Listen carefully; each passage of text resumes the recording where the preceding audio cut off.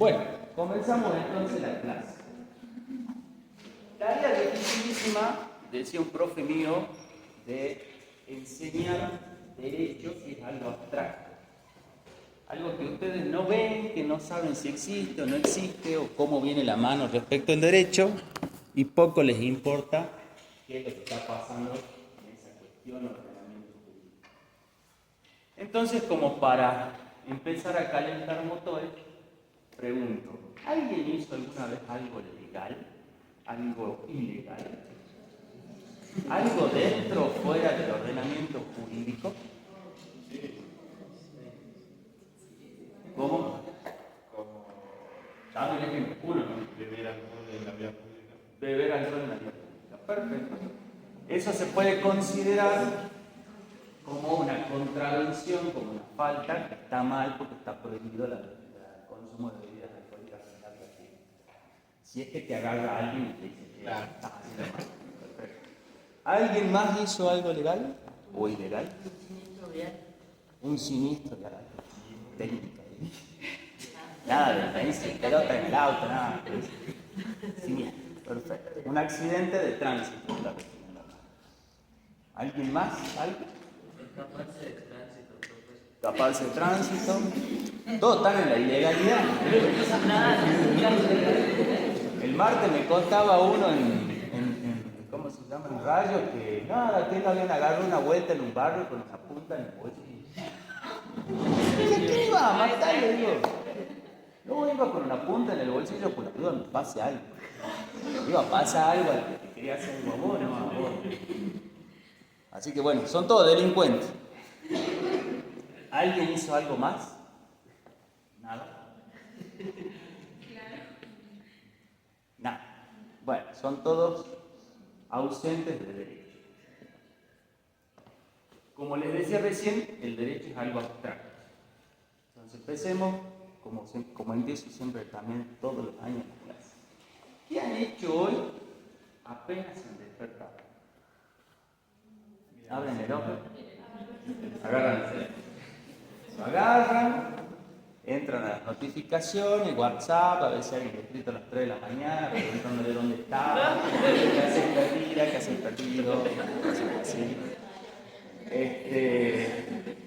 Entran a las redes, si usan Facebook, Instagram, TikTok, lo que quieran hacer. Las chicas se levantan, acá arrancan mi vida. Van para un lado, para el otro. Y se van al baño. ¿Sí? ¿Qué hacen en el baño? Un poco de todo. Se bañan, se higienizan, prenden la luz, me imagino, porque no lo hacen a oscuras. ¿Sí? Están adentro de su casa porque no están viviendo en la calle, calculo. Y se disponen, supongamos, a desayunar. Se visten, porque si salen en bola a la calle, lo engañan. ¿Es real o no? Pero se han puesto uniforme todos hoy, ¿no? Bien. ¿Y en qué vienen para acá? En colectivo. Genial. Llevan colectivo acá, ingresan a la Cruz Roja y se disponen a tomar apuntes de la privada que lo hagan. ¿Así? Bien. Hasta acá me dicen ustedes que no han hecho nunca nada legal, o ilegal, sí han hecho un montón de cosas, pero partamos desde el primer momento que han abierto los ojos. Han abierto los ojos y están en su casa. Casa de ustedes, de sus papás. Hay un derecho de propiedad, porque tal vez están alquilando. ¿Alguien alquila? No has hecho nada legal. ¿Has hecho un contrato de alquiler o has hecho un verbal? Sí, un contrato de alquiler. Sí, pues. Ya, lo odio. Entonces, han hecho un contrato de alquiler. Se dispusieron a ir al baño, prendieron la luz, tienen gas, agua, corriente, servicios por los que pagan y en algún momento se contrataron para tener esos servicios. ¿Sí? Desayunaron. ¿Qué han desayunado? Han salido al patio y han cortado una manzana, el fruto ahí de la manzana o de la naranja, o ya tenían comprado la galletita, el té, el mate, todas esas cosas. Ya tenían todo eso previo a haberlo ido a comprar. Han hecho una compra-venta. Se han vestido con un uniforme. ¿Por qué se ponen un uniforme? Porque cuando vinieron acá, firmaron un montón de reglamentos, adhesiones y demás. Hablábamos recién del celular. Han entrado ustedes a sus aplicaciones. Aplicaciones que antes las bajaron y las descargaron. Y después, ¿se acuerdan cuando estaban instalando y decía, declaro y he leído y acepto los ustedes? Y dale, aceptar. Bajan otra aplicación, aceptar. Tilan, dale, para adelante, no pasa nada. ¿Sí o no? Están firmando contratos de adhesión virtual. No han hecho nada legal hasta acá, me están contando, mirá. Han venido en colectivo, contrato de transporte. ¿Qué pasa si ese colectivo tiene un siniestro vial? Ustedes están asegurados también por viajar en esa unidad. Hay un contrato de seguro. Entraron acá porque ustedes firmaron, como dije recién, la adhesión para ser alumnos de Cruz Roja. ¿O acaso les trajo la mamá, el papá, así de la manito, la abuela? Vengo acá a dejar el chiquito. La mañana y tiene la tacita y la galletita en la bolsita que trae acá al costado con su nombre. Con el pintorcito así. No, ya son adultos, estamos hablando de que están en tercer año, ¿no? Con el uniforme, con todas estas cosas que estamos diciendo. Y no han hecho nada legal. Entonces, ¿hacen o no hacen cosas dentro del ordenamiento jurídico? Es esto lo abstracto que está todo el tiempo dando vuelta al derecho y nosotros bolilla que le damos. Nos subimos a un auto o bicicleta y frenamos en el semáforo en rojo o lo cruzamos. Estamos haciendo algo legal o ilegal, pero lo estamos haciendo. Imagínense ustedes el día de mañana trabajando. Están completamente rodeados de miles de normas. Ustedes están teniendo bioseguridad, ¿no? ¿La tuvieron? Ya se les olvidó también. Bueno, acá vamos a repasar un poco eso. Y aparte que tiene, como les digo, la ley de ejercicio de la medicina, que es la que va a regular constantemente su ejercicio, su función como profesional. Y a la vez también van a ser empleados de alguien. Salvo que el día de mañana ustedes tengan sus clínicas, sus laboratorios, todo lo que sea, que sería maravilloso. No van a ser empleados de nadie, van a ser jefes, pero calculando que la mayoría va a ser empleado, también van a estar vinculados a una relación laboral, con un montón de contratos, cláusulas y cosas que las tienen que conocer a los fines de que no les pase nada o que se puedan defender o que defiendan sus derechos en todo caso. Así que bueno, ahí está, el derecho está en todos lados. ¿Sí? Salen de acá y se compran un sanguchito, ¿no? Compra-venta. Acá me acaban de prestar el tarro de la hierba, me han hecho un comodato. O me va a cobrar por el tarro. O hago un alquiler. El poquito que le falta para la promoción. Me has hecho el color. Bueno, pequeño paréntesis. Dato no menor. En la medida que yo vaya dando clases, voy a ir regalando puntos por el parcial. Voy a decir, esta pregunta es de regalo de puntos.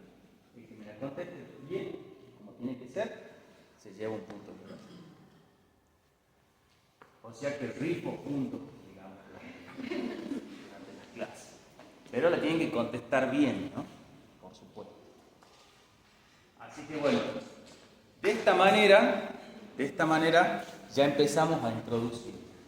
Primer punto, dentro de la unidad, vamos a hablar de la persona. ¿Sí? Persona.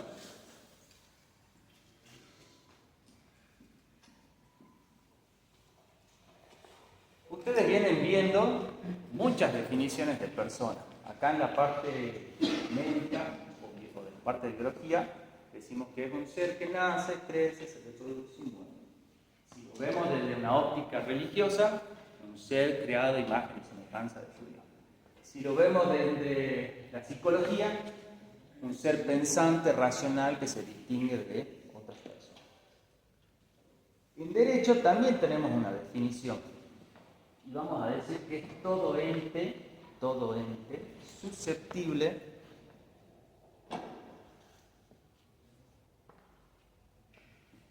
de adquirir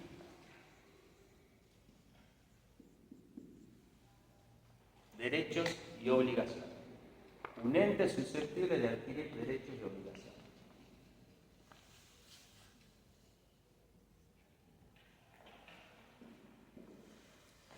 Primero, ¿qué es derecho? ¿O qué es tener un derecho? ¿Alguien sabe? Cuando dicen, tengo derecho a revisar internamente tu vida y darme el teléfono, todo no, pará, yo no tengo la obligación de darte el teléfono. Sería una potestad de tener algo. Lo vamos a definir como la posibilidad de exigirle algo a alguien. O la facultad, la potestad, como bien decís vos, de exigirle algo a alguien. Ese es mi derecho. Yo le puedo exigir algo a alguien.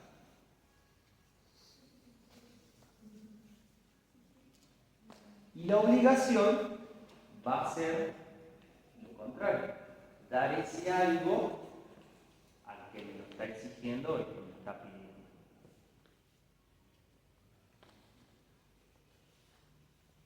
Entonces, con esto ya estamos marcando algo de que derecho y obligación coexisten sí o sí juntos. No puede haber un derecho si no hay una obligación, no puede haber una obligación si no hay un derecho. Gráficamente, imagínense ustedes que es como una monedita, que de un lado está el derecho y del otro lado está la obligación. Entonces no pueden existir una cara sin la otra. Otra cosita también, en la medida que yo vaya dando clases voy a decir, este es un principio de derecho al cual, y ustedes anotan, le ponen fluorescentes, flechitas, corazones, todas esas cosas. Porque son preguntas de examen, donde yo hable de principios. ¿Sí? Bueno, entonces ya sabemos básicamente qué es un derecho. Persona, decimos que es un ente. Cuando la definición o la parte teórica refiere a ente, nos va a dividir a la persona en dos tipos de personas. La física y la jurídica. Física y jurídica. La persona física es el ser humano. Ustedes, ¿sí? Todos nosotros. En cambio, la persona jurídica es una creación de la ley. También se llama persona de existencia ideal, no de existencia material, sino de existencia ideal. Entonces, es una creación de la ley. Persona física, yo, Diego. Persona jurídica, supongamos Coca-Cola. No hay un señor que se llame Coca-Cola. No hay un señor o una señora que se llame Cruz Roja. ¿Sí? No subimos a un monte con una escalera y encontramos allá arriba al señor Volkswagen. ¿Sí? Entonces esas son personas jurídicas, una sociedad, una empresa, un comercio. ¿Sí? A eso se refieren las personas de existencia ideal o personas jurídicas. Entonces hablamos de comercio, empresas, negocios, que tienen esto, derechos y obligaciones. Imagínense acá, la Cruz Roja tiene derecho a tener su establecimiento, a reclamar lo que se sacaron alguna vez la gente de Doña Tibia, tiene derecho a exigirle a ustedes la cuota, tiene la obligación de cumplir con el tema de dar clases, ¿sí? O sea, pero es la Cruz Roja completamente. Bueno, entonces persona, todo ente susceptible de adquirir derechos y obligaciones. Cuando hablamos de la parte susceptible, hablamos de la posibilidad que tienen de adquirir derechos. Y acá aparece lo que se llama capacidad. Capacidad.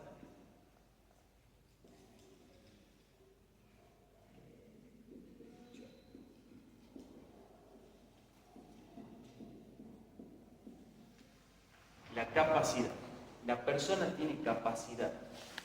La capacidad, de hecho, significa que puede por sí mismo ejercer sus derechos y sus obligaciones. Ustedes son capaces, de hecho, todos acá. ustedes ejercen por sí mismos sus derechos y obligaciones. No necesitan de un representante. ¿Bien? Ahora, la capacidad de derecho es la posibilidad de acceder a todos los derechos y obligaciones que existen en el ordenamiento jurídico. ¿Qué significa que tengo capacidad de derecho? Que puedo acceder a todos los derechos y obligaciones que están dentro del ordenamiento jurídico.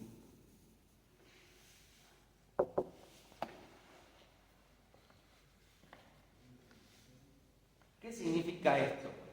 Aparece un principio acá, anótenlo, principio de igualdad ante la ley. Todos somos iguales ante la ley. ¿Hay alguien acá que sea distinto dentro de lo jurídico respecto del compañero que tiene la par o yo? ¿Hay alguna distinción? No. Somos todos iguales, ¿sí? Iguales ante la ley. Principio de derecho. Pero, siempre, van a haber excepciones. Entonces aparece la incapacidad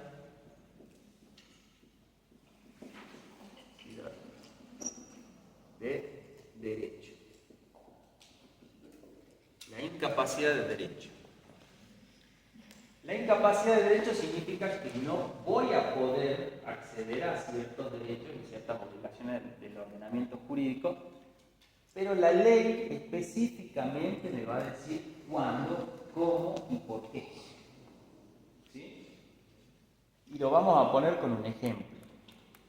Y me voy a adelantar a la bolilla casi del último, que es la ley de ejercicio de la medicina. Ustedes, el día de mañana como profesionales, pueden hacer un montón de cosas. Van a hacer un montón de cosas como profesionales dentro del ámbito jurídico con derechos y obligaciones. Pero dice la ley que si usted tiene una enfermedad infectocontagiosa, no puede ejercer su profesión en el ámbito de la salud. ¿Sí? ¿Y qué hago? ¿Qué me están quitando la posibilidad de ser profesional? No lo puede hacer dentro de un establecimiento de salud. Vaya y haga docencia, vaya y haga investigación, haga cualquier otra cosa, pero no dentro del establecimiento de salud porque pues genera un peligro más grande. ¿Bien? Entonces, ahí aparece una limitación a un derecho. ¿Está? Si yo soy cura, supongamos el caso, y hago votos de castidad y pobreza, por ende, no voy a poder comprar cosas, porque pierdo el derecho a tener propiedad privada, y pierdo el derecho a casarme también.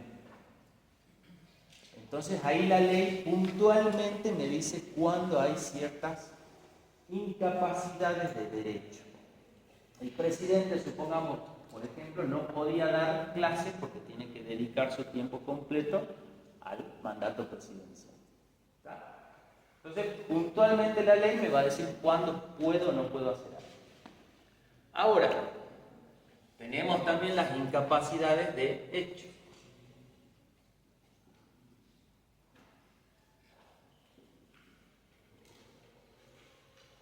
Y la incapacidad de hecho se refiere a que yo no puedo ejercer por mí mismo esos derechos y obligaciones. Necesito sí o sí de alguien que lo haga por mí. Entonces van a aparecer los primeros ejemplos. El menor de edad.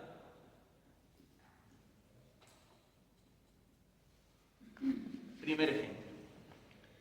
Un menor de edad necesita sí o sí de su papá, su mamá, un tutor, un curador, para ejercer por sí sus derechos. No es que viene un niño y dice, bueno, mañana me voy de viaje a Cuba, me saco un vuelo, tengo tarjeta de crédito y se sube al avión y se va. No, necesita sí o sí de su representante legal, padre, madre, tutor o curador. Bien, acá vamos a decir, simplemente a modo de sondeo, así muy por arriba, vamos a distinguir tres edades. Menos de 14 años, 16 años y 18.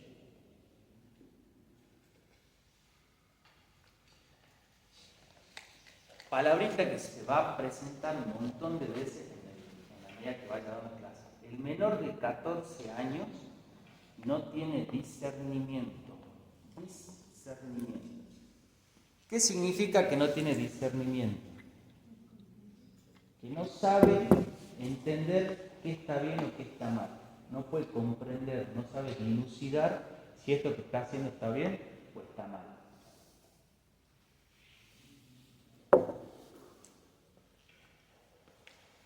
Cumple los 14 años y mágicamente ya sabe que está bien o que está mal. Automáticamente. Y de ahí aparece una nueva distinción de los 14 a los 16 años que ya empieza a tener la posibilidad de empezar a hacer cosas por sí mismo. Se puede subir a un colectivo, puede salir a hacer una compra, ya empieza a hacer pequeños actos de la vida civil, se dicen, y son varios. ¿Sí? Entonces como que a poquito se empieza a introducir en el ordenamiento jurídico en la vida adulta, digamos de alguna manera. Y de los 16 a los 18 ya también empiezan a tener responsabilidad por las cosas que hagan. Se han roto algo, se han lesionado a alguien, le han robado a alguna persona, han hecho alguna cosa ilícita o ilegal, ya empiezan a tener un poquito de responsabilidad. No igual que un adulto, sino poquito. ¿Bien? 18 años, plenamente capaces, ya pueden hacer lo que quieran y ser sancionados por lo que hayan hecho. ¿Bien? Pero lo más importante es el de 14 años, menor de 14 años, por esto que le digo discernimiento. Acuérdense, lo voy a nombrar 20.000 veces la palabra discernimiento en la clase.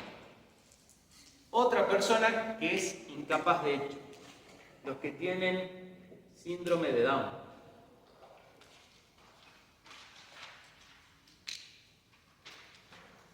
La ley también protege, por más que ellos cumplan la mayoría de edad y toda la cuestión, siguen siendo incapaces de hecho. Necesitan que alguien los acompañe siempre en cualquier decisión jurídica que quieran tomar. Si quieren casar, se pueden casar, no tienen ningún problema. Quieren comprar una casa, quieren comprar un auto, quieren comprar algo, necesitan sí o sí de alguien que esté a la par. ¿Bien? Y después tenemos también a los dementes.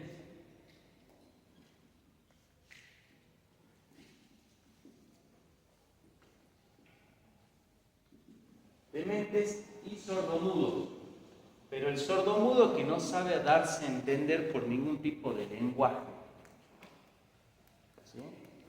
Un demente, una persona que está alienada en su mente, que no sabe qué está bien, qué está mal, qué hace, no tiene conciencia. Y el sordomudo, pero solamente el que no puede darse a entender o comunicarse bajo ningún tipo de lenguaje. Entonces también la ley dice, los vamos a proteger a todos estos porque necesitan de alguien que los acompañe siempre en el fuego. Después aparecen dos más, que son los presos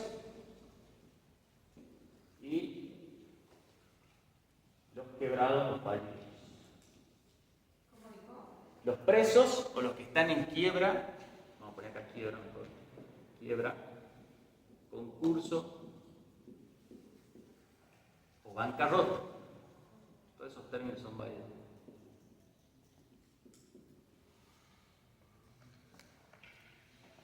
El que está preso es una persona plenamente capaz, pero ha perdido sus posibilidades de deambular y no tiene libertad. ¿Sí? Entonces el preso no puede decir, el fin de semana me voy un ratito a Miami, luego está todo bien. No puede hacerlo.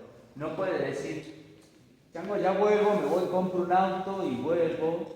O voy a buscar a mi hijito al colegio y lo vuelvo, lo dejo en la casa y vuelvo para acá. Entonces está limitado en su capacidad de ejercer sus derechos. No es que los perdió, los sigue teniendo, pero necesita de alguien que los ejerza por él, por esto mismo, porque está privado de su libertad dentro del establecimiento. Y los quebrados, fallidos, concurso, quiebra, lo que sea, se refiere a la persona que ha excedido su capacidad económica y hay que atajarlo o prohibirle que siga haciendo cosas porque va a generar mayores perjuicios. Por ejemplo, ¿cuál es el club de fútbol que está en quiebra? independiente. Ustedes imagínense, si no lo inhiben, no le ponen una quiebra, sigue, che, traigamos un refuerzo, lo compremos, pero no lo vamos a pagar, ya lo tenemos acá, sigamos trayendo gente a laburar y no le vamos a pagar nunca los sueldos. O sea, a esos fines la quiebra, decir, pará, ya no podés seguir haciendo contrataciones, estás lejos ya, no podés cumplir con todas las obligaciones que tenés. Entonces entran en un concurso o quiebra o algo para evitar que la gente siga contratando y viéndose perjudicada porque no pueden cumplir después con sus obligaciones. A modo histórico, para que se entienda esto de la quiebra, me encanta contarlo, imagínense ustedes, época colonial acá Salta, recién estaba puesto el cabildo y no había nadie más, tal vez la catedral. Entonces, ¿qué había? El banco. ¿Cuál era el banco? Era un tipo que venía con un banquito, se sentaba en la plaza y hace lo que hacen hoy los bancos. Venía y le decía, che, ¿me podés guardar esta plata? Dale, yo te la guardo, no hay problema. Entonces, era una caja de ahorro. Che, necesito mandar plata a Tucumán. Bueno, toma, te cobro una comisión, yo te llevo la plata a Tucumán, no hay problema. Venía otro y le decía, che, ¿tenés guita para prestarme? Dale, te presto 1000, me tenés que cobrar 2000. ¿Sí? Esa persona en ese banco era lo que es hoy el banco, figuradamente haciendo todas esas operaciones comerciales. ¿Y de dónde viene el término de la quiebra o de la bancarrota? Porque justamente cuando ya estaba mal esta persona, que no estaba cumpliendo con todas las obligaciones que había asumido, porque le habían robado, porque simplemente se había gastado la guita en otra cosa, venían y le rompían la banca. Entonces, bancarrota. O pasaba uno y le pateaba la pata y se la quebraba. La pata del banco, ¿no? Entonces, quiebra. Entonces vos ibas y decías, le han roto la banca a Juancito. Ya no es bueno ir a contratar con él porque ya salís jodido. ¿Sí? Así que de ahí viene esa terminología. Estos casos que están acá, el menor de 14 años, los dementes y sordomudos que no saben darse a entender por ninguna cosa y el síndrome de Down, les decimos que tienen incapacidad absoluta. Se dice absoluta porque no van a recuperar o no van a tener nunca una capacidad plena. ¿Sí? No se los puede tratar distinto. Siempre van a ser incapaces. Entonces la ley los protege más.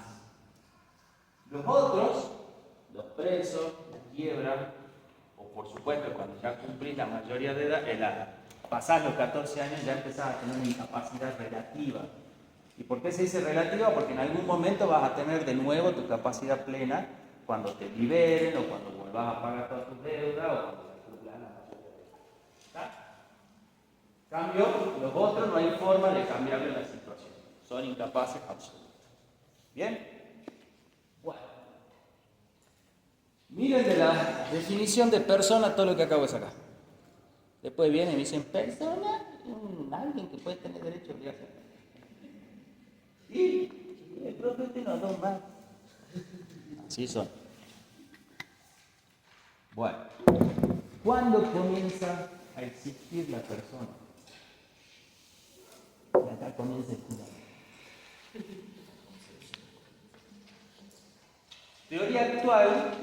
Teoría actual se refiere al momento de la concepción. Pero tenemos que evaluar cómo llegamos a ese momento para decir, hoy hay personas desde el momento de la concepción. Y ahí ya vamos a entrar de lleno también con la ley de aborto.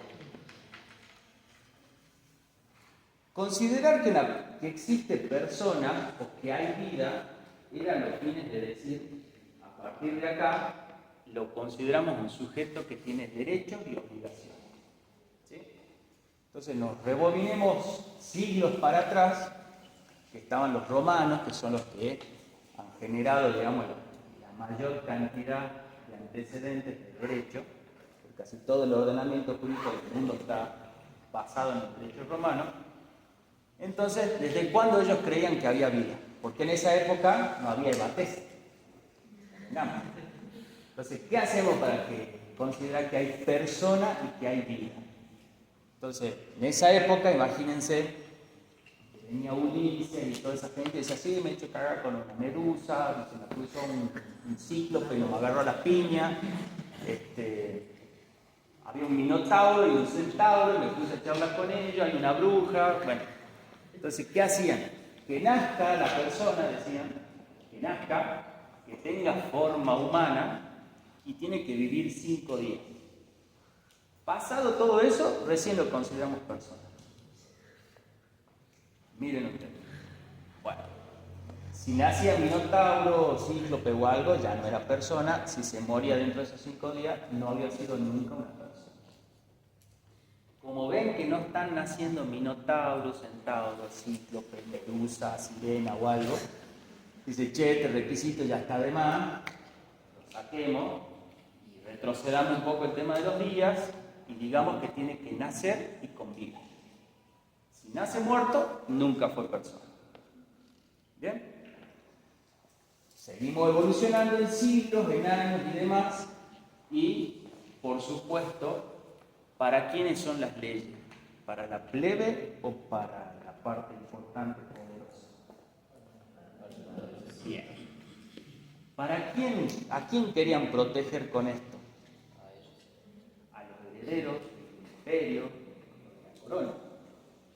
Pues vos imaginate que venía el rey Arturo y tenía que salir a cagarse espadazos y tenía que dejarla llena a la novia para que haya heredero. Entonces, ¿qué hacen? Dice, hay que protegerlo al heredero del trono. Yo, rey, me voy, no sé si vuelvo y capaz que vuelvo en 5 años, pero tengo que tener heredero y si me muero en el medio, alguien tiene que sucederme. ¿Qué hacemos entonces? Hay que proteger a la Dulcinea. Y bueno, ¿desde cuándo? Y consideremos que hay personas que ya es el heredero al trono y bla, bla, bla, bla, desde que la mujer presenta los síntomas de embarazo. Se le ve la panza. ¿Cuándo será esto? Y bueno, depende de la contextura de la mujer. A los 3 meses, 4 meses, a los 2 meses, a los 5 meses, a los 9 recién, pero tratan de modernizarse. Avancemos, muchachos, tenemos que ponerlo un poquito más atrás, porque esto tampoco nos está sirviendo. Con tanto vestido, con tanta falda y demás, no sabíamos si estaba embarazada o no. Perdón. Entonces, ¿qué dicen? Cuando la mujer manifieste que ya perdió el periodo o que no está menstruando. Ah, está, mejor todavía. ¿Sí? Entonces, cada vez nos vamos evolucionando y nos vamos actualizando más. Hoy ya tenemos esa teoría de que hay vida desde el momento mismo de la concepción. Algo que se produce producto del acto sexual y a los 2, 3, 4 días, pero no sabemos cuándo. A partir de ahí ya consideramos que hay vida. ¿Bien? Que hay persona.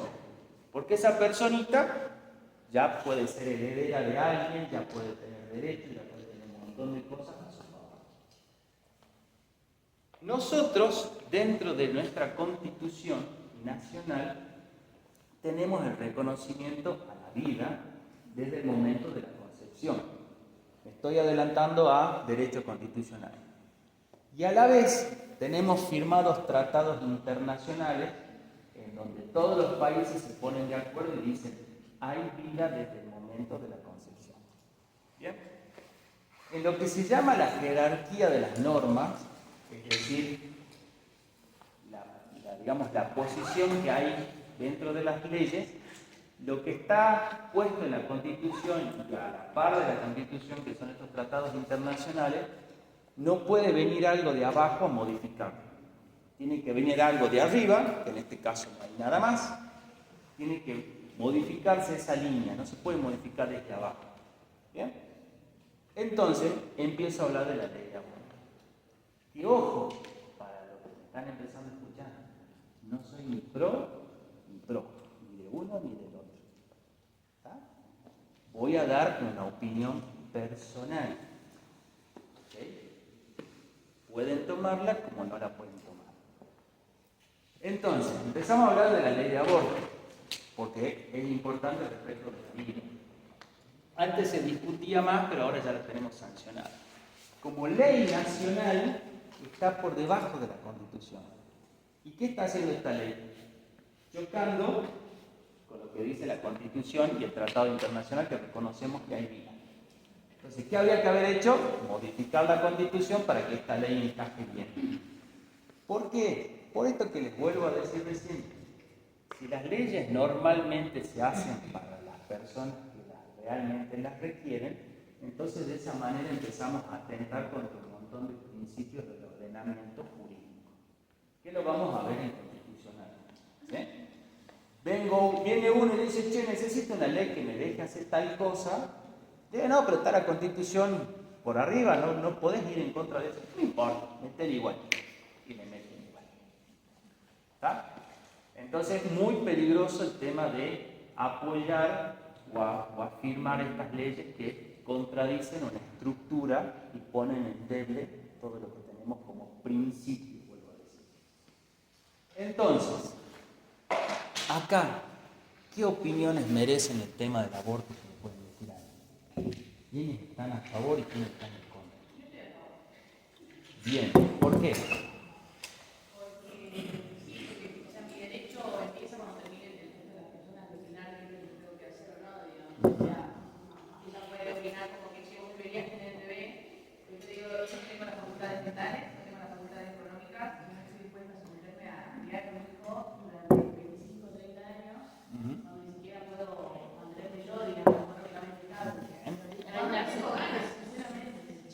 Perfecto, es totalmente válida la postura.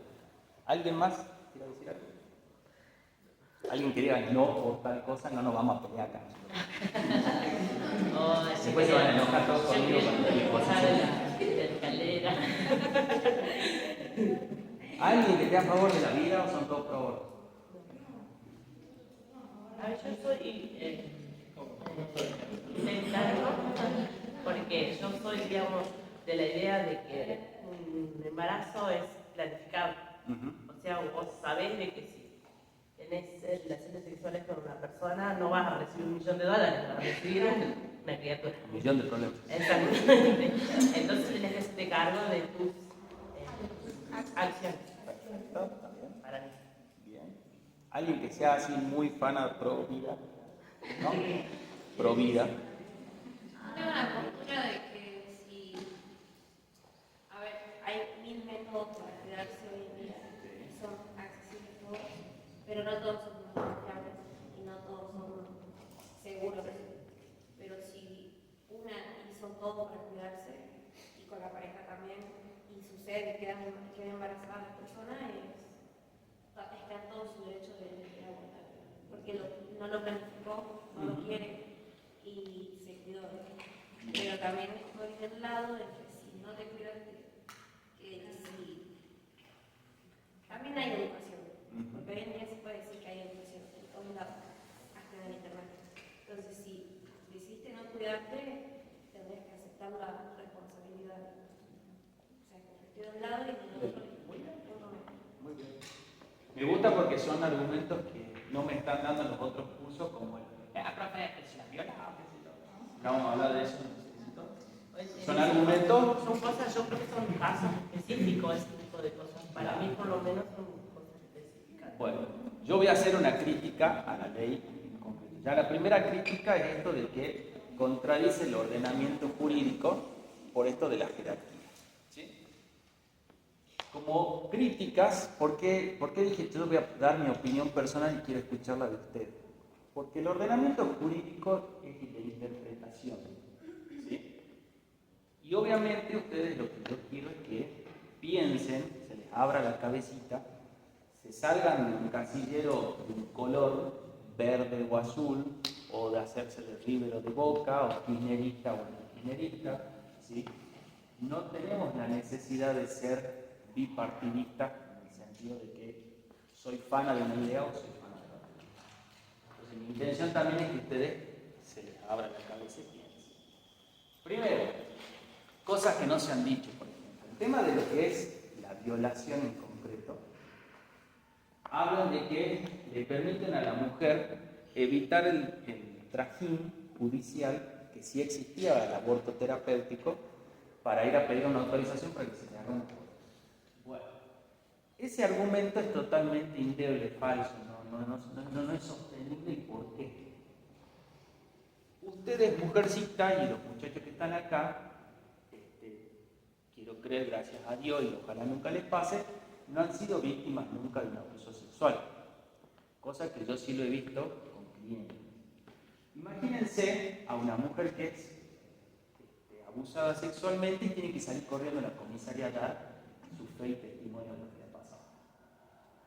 Es una situación tan grave que no hay forma que vaya automáticamente a indicar eso. Entonces, si no han estado en esos zapatos, es imposible decir, le vamos a facilitar la vida a una persona que ha sido violada para que se abandone. La mujer, hablar de lo que le pasó, es catastrófico, es terrible. Y hay veces que no hablan nunca. ¿Sí? Entonces, entramos en la primera falacia o mentira. El proceso judicial que sí existe, lamentablemente la falencia que tiene, que es también la mentira provida, es el mismo argumento. ¿Cómo una mujer recién violada puede ir a avisar que le pasó esto y pedir un aborto? Está destruida emocionalmente, psicológicamente, sexualmente, no puede ir a plantearse esto con un juez. ¿Qué pasa? Supongamos que con suerte lo cuenta a la semana, con suerte. Entrar en el circuito legal de hacer la denuncia, que revisarle al fiscal, y que el fiscal pida al asistente social, que venga el psicólogo, que el juez diga, a ver, vamos a detener al violador para ver si es que hubo o no violación y demás, empieza a generar tanto desgaste de tiempo que cuando llega el momento de decir sí, podés hacer el aborto, dicen no, porque ya corre riesgo tu vida. Porque ya estamos en la semana 20, supongamos. Entonces, ahí tenemos dos grandes mentiras de los dos lados. ¿Sí? Tema ese. Segundo tema, que no me lo han dicho acá, pero sí me lo han dicho en la otra vez. Una vez, es mi cuerpo y yo decido lo que quiero hacer con mi cuerpo. Totalmente aceptable, como en el argumento pacífico que me han ofrecido acá, de que quieren decidir si es correcto o no es correcto hacerlo en ese momento, porque no se consideran tal vez preparadas física y emocionalmente para eso. Genial. Pero yo les hablé recién de que hay un principio de que somos todos iguales ante la ley. Entonces la ley me tiene que dar a mí la igualdad que te está dando a vos, mujer, para abortar o no abortar. Entonces, ¿qué pasa? Viene una mujer, o viene mi mujer, y me dice, voy a abortar porque no quiero ser madre. Y yo le digo, yo quiero ser papá. ¿Qué hacemos? ¿Ah?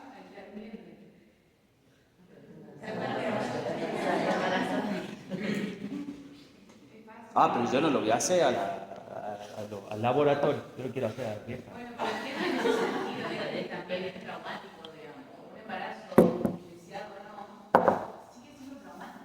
Bueno, y ahora demos vuelta a la situación. ¿Qué pasa si viene mi mujer y me dice, yo quiero ser mamá, y yo le digo, yo no quiero ser papá? Muchas personas en ese sentido, Obviamente estamos hablando de casos puntuales, porque cada persona va a ser distinto. Y ahora se saco la cámara.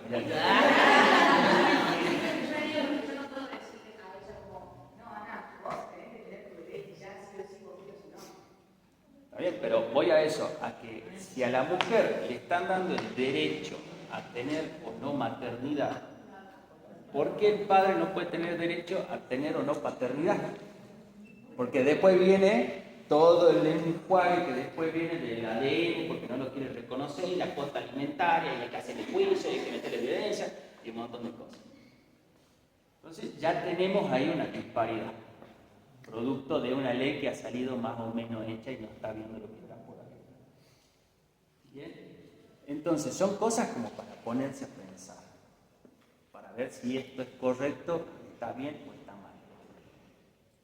¿Qué sería, vuelvo a repetir, lo bueno para mí, como una idea?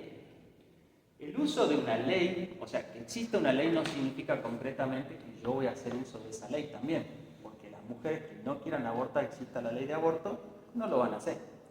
Como que si algún día legalizan la marihuana y yo no quiero fumar marihuana, no lo haría. Bien, entonces ahí ya tenemos una cuestión. Ahora, ¿qué hubiese sido para mí tal vez más neutral y correcto? ¿Quieren tener la ley de aborto? La tienen. No hay problema. ¿Quieren hacerse aborto? Hágaselo. No venga y no me dé ningún tipo de excusa, causa justificativa, lo que sea. Pero, ingresaste acá, te haces el único aborto que nosotros te permitimos y te autorizamos, por la razón que vos quieras ponerle, no hace falta que me le expliques si ha sido violación, si no estás bien mentalmente, si no tenés plata, si no tenías ganas, o si fue una changa. Pero de acá salís blindada de alguna manera para que no te vuelva a pasar. Y el día que quieras ser mamá, vení, te sacamos el DIU, el TRI, lo que vos quieras y chao, pero se acabó la chance. Como algún tipo de método. Por supuesto quedará como en un vacío legal, que es lo que acabo de plantear, de que qué pasa si el hombre quiere ser papá o no quiere ser papá. ¿Sí? Pero tienen que hablar también de esta disponibilidad de derechos para la otra parte, para el donante genético. Porque también tenemos derecho a ser papá, o en su defecto tal vez a no ser papá. Por la misma razón que vos me has dicho, pues no tengo plata, porque no pienso mentalmente, porque no. Pero no está considerado así. Así que bueno, nada, es ponerse como en un punto medio para tratar de conciliar dos posturas, por supuesto, y ver qué es lo mejor a nivel legal, digamos, y a nivel social, qué nos sirve más como sociedad. Bueno, y por último, así ya termino. Hablamos de derecho objetivo y derecho subjetivo.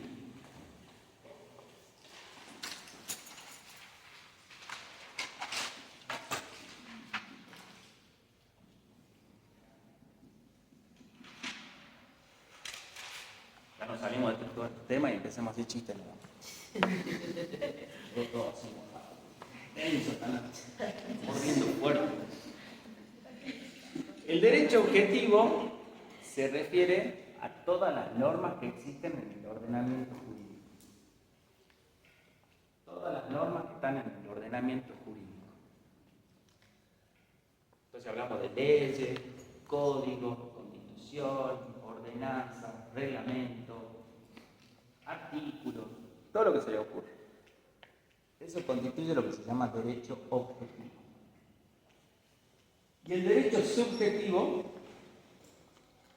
es la facultad de hacer valer o de poner en ejercicio lo que está en el ordenamiento jurídico.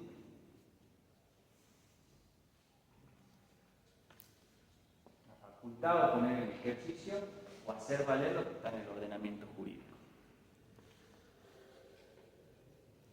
Entonces, para que ustedes lo grafiquen o lo vean visualmente.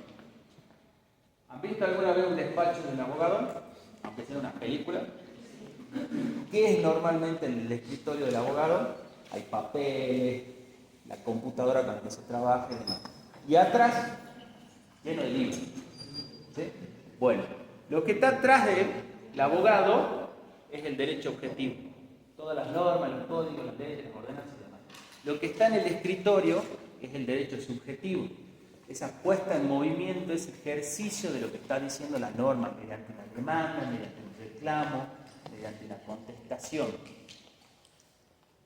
Entonces, para que valga ese derecho o para que aparezca, no es que el derecho baja así de una nube y aparece y dice, acá estoy, soy el artículo tal del rey tal y vengo a hacer valer tus derechos. No, ustedes son los que tienen que conocerlo y ponerlo en ejercicio. ¿Sí? Que eso es lo que vamos a ver cuando veamos la ley de ejercicio de la medicina. ¿Está? Bueno, corto acá.